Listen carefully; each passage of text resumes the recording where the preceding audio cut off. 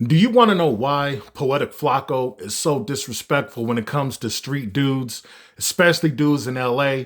Why he has no respect when he calls out people by name and calls them informants or calls them, the R word, all those different types of things. Do you know why he does that and why he's able to get away with it? It is because it is a direct reflection of how soft the streets have become in these last several years. Now, before I get into anything, I want to make this clear. This video is not a call to action to do anything to Poetic Flacko. And in fact, if you take this video as motivation to do something to him, to prove something, or to get the streets its credibility back, you're crazy and you deserve to go to jail. All I'm doing is just reporting on the different things that I've seen. And over the last few months, right, you've had different people get on here talking about why, I don't know, like they're just flabbergasted or they're surprised or whatever that Poetic Flacco is just being so downright disrespectful to, street dudes, especially dudes in LA, right? Now, obviously, he'll talk about other street dudes and gangs and things of that nature, but his disdain and his willingness and openness to talk about it, it's because the street credibility, the whole thing about how the streets used to be, it's a thing of the past. Now, I can tell you right now, although you know my background, right? I've done almost 20 years in law enforcement, turned in my paperwork for retirement. The job fired me because, I was making reports about things and I was able to roll that into medical retirement. But you know some of my history. But even though I worked in law enforcement for all those years, I still came out of the hood. I was in that environment. And I can tell you, hand on the Bible, that back in the day, people like Poetic Flacco didn't really exist like that. Well, for one, there was no social media, so you weren't able to do that keyboard warrior thing, right? But even back in the day, it was not an everyday occurrence to have people just running their mouth about other people because they knew that consequences would follow, right? And I know a few times where it's like if, for instance, right, let's say if you heard somebody talking about your mama at school, you don't even have to be in no gang, nothing like that. But let's just say you heard somebody talking about your mama or whatever. You're going to go up to that person. Hey, I heard you was talking about my mama. What's up? Let's throw down or whatever the term was back in the day. But now, of course, in today's age with the keyboard warriors, they can get on, they can say whatever they want to say. But here's the interesting thing about Poetic Flacco. A lot of times, people know where he's going to be, right? They know some of the places that he frequents. He's always on No Jumper. He has his own thing. He does a lot of different things. And that's what makes it so interesting. It's not like he's covering his face like I am, right? It's not like he's doing something as anonymous, right? You know who he is. He goes to these different venues and he does videos. But for him, in my opinion, I believe the reason why he's able to be so disrespectful and just call people out of their names and call people rats and snitches and things of that nature, it's because the streets just ain't what it used to be. And I'm not a street dude, so I can't say, I'm not like a authoritative figure on this, if you will, because again, I'm not a street dude. However, I worked around street dudes, right? In the prison and the jails for many years. So I have a good running knowledge of how this stuff works. Now, I'm going to bring this up. You notice that when Poetic Flacco, when he talks about the gang culture, the gang life, stuff like that, his usual targets are people within the black community, right? I don't really hear him. Now, if he has, I don't know. And I'll make a disclaimer. I have not watched every single video that he's done, so I really can't say. But from the videos that I've seen, I haven't really heard him talking despairingly about, the Mexican mafia or Nazi lowriders or the AB or norteños, things that I haven't really heard him. Now, granted, you could say, well, that's a different culture. He's not black or whatever. I don't know. That's up to you. But one thing I can definitely say, from my experience watching his videos, I've never really heard him talk about them like that. But when it comes to the black community and black culture and the street culture, I mean, he has a field day. And I'm sure he probably moves with a certain level of precision, I would imagine. I mean, if I was him and I was out there talking greasy, that's what we was saying in the prison, well, you talking greasy or whatever, right? Well, if I was in his situation, which I wouldn't be, because I wouldn't be out there talking crazy and calling people all this kind of stuff. But if I was, I would definitely have to move with a certain level of precision. Now, I'm not going to call out certain YouTube channels by name. I'm not talking bad about them, but they've got on here and they've just talked about how, it's crazy that Poetic Flacko says all this stuff. But again, I want to remind you all that back in the day, let's say if social media was around back in the day, there still wouldn't be as many keyboard warriors as there are now, because back in the day it was totally different. You know that saying, don't write a check with your mouth that your butt can't cash? Well, those sayings were real and true, because back then your mouth, whatever you said, you had to give an account for that. You couldn't just go around and talk reckless. But I've seen videos where Poetic Flacko, he'll get on there and I can't say verbatim and with exact precision, but I know some of the videos that he's done where he's just like, hey, I just want to expose these lames, these clowns, and they're sorry, this, that, and the other. And to a certain extent, he's doing that. But if anybody is wondering, like, how is this dude able to do this? Or why does he feel so comfortable with doing this? Just know it's because the streets, it's totally different. Now in prison, right? We'll segue into prison for a second. It's like back in the day. Ain't no keyboard warrior stuff in prison, right? You can't be a Poetic Flacko in prison, because you can get hands put on you, you can get that metal put up in you, all that kind of stuff, right? Just like how I said back in the day where the saying was, don't write a check with your mouth that your butt can't cash. Well, that's how it is in prison, right? Because all you have in prison is your name and your self-respect. So there's absolutely no way on a regular yard where somebody like a Poetic Flacko could do what they do and say what they say and honestly still be alive. You know what I'm saying? Now, again, segueing back to the streets, the culture, it's just way different. I call them dinosaurs, right? The OGs from back in the day that went by a different set of standards. A lot of those people, they've either laid down their flag or they've retired. They're like, look, I'm trying to enjoy my grandkids, my great grandkids.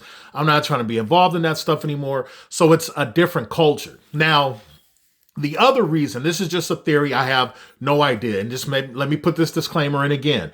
If anybody thinks this video is a call to action to do something to him, to Poetic Flacko, to try to gain some momentum in the streets or to try to reclaim the street credibility, you are a fool. And if you get caught, or even if you do it, I hope you go to jail because you're an idiot. This video is only for entertainment purposes. Don't break the law, right? Give your life to God, go to church, all that good stuff. Now back to what I was saying. So I think the other part with Poetic Flacko, why he can kind of do what he does and be confident with it, again, this is no inside information. I have no firsthand knowledge of this, but we know based on his videos that he has conversations with people within the law enforcement ranks, especially the federal law enforcement ranks. He's been on No Jumper before where he's talked about indictments that were to come, and it came to pass. It came to pass, right? He had like this prophetic streak, if you will. And he'll talk about how he's going to tell. He talks about how he's had conversations with law enforcement. And that's another thing that I don't understand, right? If you're a street dude or you claim to be a street dude, I don't know how in the world you would feel comfortable hanging out with somebody like Poetic Flacko, because you already know he's compromised. You already know he's going to provide information, and you don't know if he has. Now, I have no evidence to say that he has provided information, but we can say that he is willing to do it based on his own words. But I think another layer, the first layer is the streets ain't what it used to be. Because back in the day, a person like Poetic Flacko would get busted upside the head to the white meat. That's just the way it is. Now, so you have that layer. The streets ain't what it used to be. 2, he has some type of open communication with federal government officials, even probably state and local. And the other part is too, you don't know if he might have people watching out for him, or you never know if he has a protective tail on him. I don't know. Again, this is all speculation. I have absolutely no evidence to support this. I'm just talking out loud, thinking out loud. I think, let's say if you were to go after a Poetic Flacko and you were to attack him or you unalived him or something, right?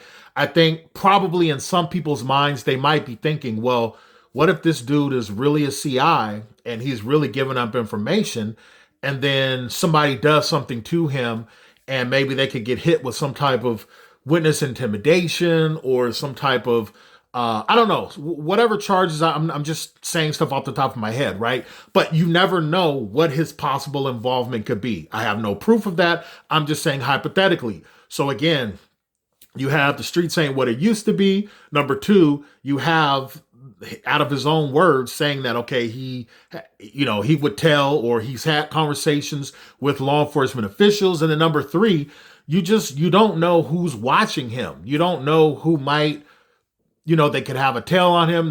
I don't know. You would be surprised with some of the stuff that goes on within the law enforcement world when it comes to protecting people that provide information, even in the prison. Now, I would never and I wouldn't dare give up ways that when I worked in the prison, right, that you would have inmates that were active gang members that were confidential informants. Now, Poetic Flacko, he's not an active gang member, but I'm just saying that when it comes to people providing information to the government, especially the U.S. government, they can go through great lengths to protect that individual or to have some type of nefarious cover to disguise what's really going on. So I'm not going to go into any details about how that works because I can't do that. You know what I'm saying? But I think with Poetic Flacko, it's just it's a plethora of things, man, that makes it so interesting as to how in the world does this dude, because I can tell you straight up, right? If I took this mask off, which I eventually will, you know what I'm saying? Some people, you guys already know who I am. And, there's different inmates, former inmates, I should say, that did time they're out. They're in the free world.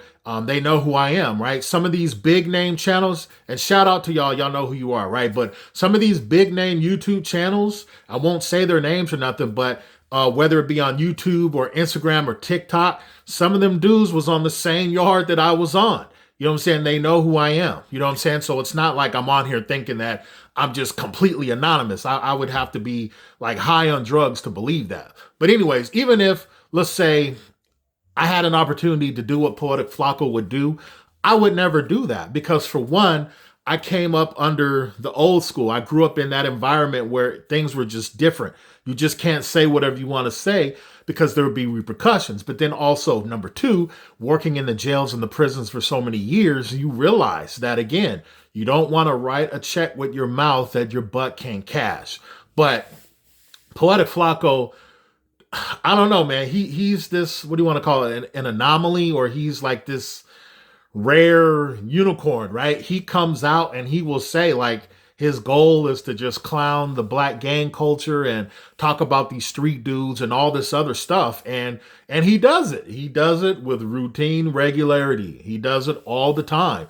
But I just think the reason why he's able to do that, it's just, there's many layers to it. And I want to make it clear again, everything that I've talked about concerning him, I have no idea if he's an informant. I have no idea if he's actively providing information. I don't know. But I can say that based on his own words in different videos, that he's had conversations with federal law enforcement officers and other law enforcement officers.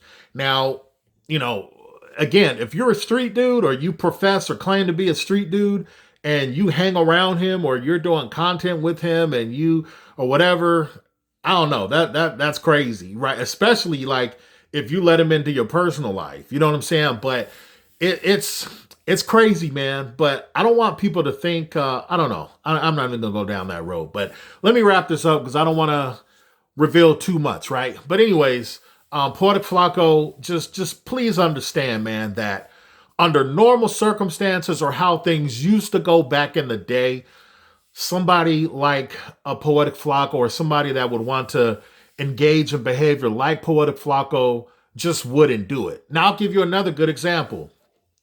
Look at, the Mexican gangs, right? You got the Mexican Mafia, the Serrano, Southsiders falling under them. Go on YouTube and look. Now, of course, you got that one dude, Renegade Media. He was a Norteño, but he be talking about everybody. But just go on and search on YouTube and other social media and look to see how many people within the brown culture go on to talk disparagingly. I can't even talk right now. To go on and talk in such a reckless manner about the Mexican Mafia, or to talk in such a ruthless or greasy manner about some of the white gangs, right? You're not going to really see it, especially in abundance, like you can in the black community. And that's because the street culture, the gang culture, it's not the same. But when it comes to those Mexican gangs and when it comes to them white gangs, they don't play when it comes to that. And you notice the one dude, right? I'm not even going to mention his name. He calls them the legends, right? He doesn't come out and just say, oh yeah, the Mexican Mafia, right? He just calls them the legends, right? Or you may hear some people just refer to them as the big homie, because they're trying to still keep a certain level of separation and respect. But that's because those gangs, they play for keeps all the time. You know what I'm saying? And they're not going to go for a bunch of mess. So a lot of people, they're reluctant to talk about it. But when it comes to the black community, when it comes to the black gangs, the street life, all that stuff, people are not as hesitant. And again, that's because the street life, it just ain't what it used to be when it comes to the black culture. And I'll talk a little more about that down the road. But again, I've been really, really busy. I have a lot of great stuff that's been going on. One day I'm going to roll out a different segment. I might do it on this channel. I might roll it out in a new channel, just talking about life after prison, right? Because you have a lot of inmates, when they get out, they have to transition back into society. But the same is for officers, right? When you get done doing your time, however long you did it, and you get back out to society, it's life after jail or life after prison. And we have to reacclimate. And I've done extremely well. I mean, we making money, right? One day, again, I'll roll that stuff out, but just rock with me. I haven't been as active on here as I want. I'm battling against the YouTube algorithms. They put me on I won't use the word, because if I use the word, then it'll really probably suppress my channel. But yeah, so I've just had other great things going on where I'm making money elsewhere. But I'm going to try to do better with doing some more content on here. So until the next one, holla at your boy.